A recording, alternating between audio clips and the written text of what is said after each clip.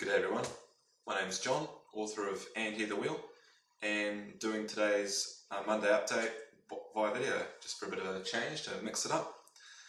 So it's 25th of August, we're coming towards the end of the month. It's been a couple of weeks now since the edit was completed, and the alpha readers started reading it. I think about most of them have sort of come back to me with their comments and their feedback, which has been really great. There's a few of you still haven't got back to me, but I know that are still working on it. Some I haven't heard from at all. In fact, I've still got one email that's been bouncing back and I still can't get through to, so I'm going to keep on trying with that.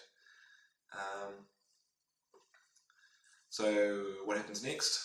Well, I've got a whole bunch of things on right now, but I'm going to keep on working on these side projects until September, and I'm aiming for when September starts.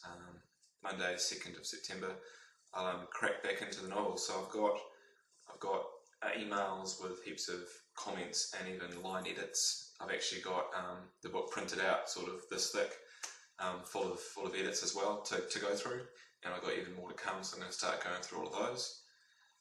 And once I've done that, and I've sort of got all those sort of dumb sort of typos or issues, all the things that people have thought about that I didn't really see, having been too familiar with the manuscript now, those that have come with fresh eyes, and so you've used this word twice in the same paragraph, or sort of silly things like that. Get rid of all of that.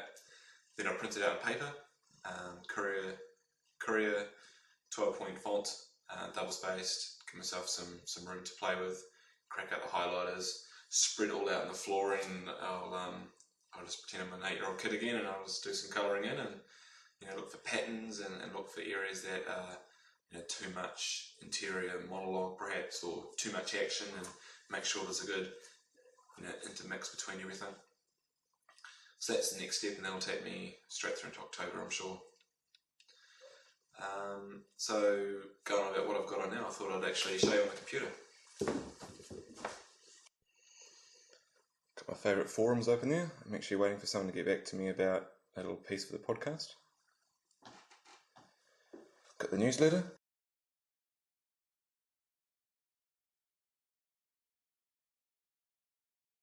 Bit of engineering in there, with the usual sketch and drabble.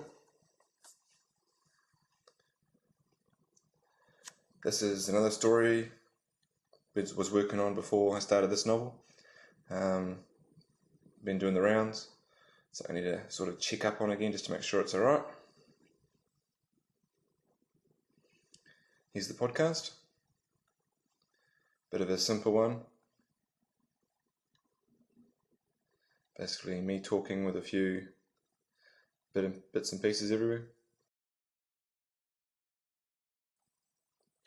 And my show notes.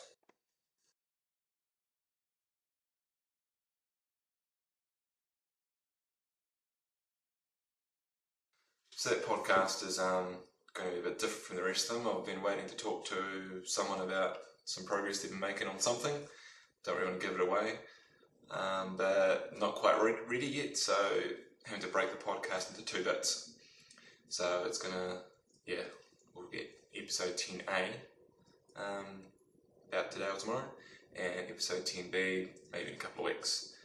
Just sort of really waiting for this area, all the stars to align really.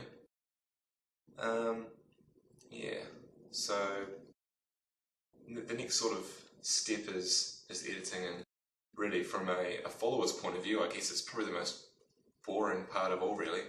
I'm just going through and seeing the typos and fixing things up, and I'm not really doing anything storyish. It's just proofreading. It's really not that exciting. So I'm sure I'll come up with writing topics to discuss on the website, but I'm going to try and start enmeshing into that some engineering.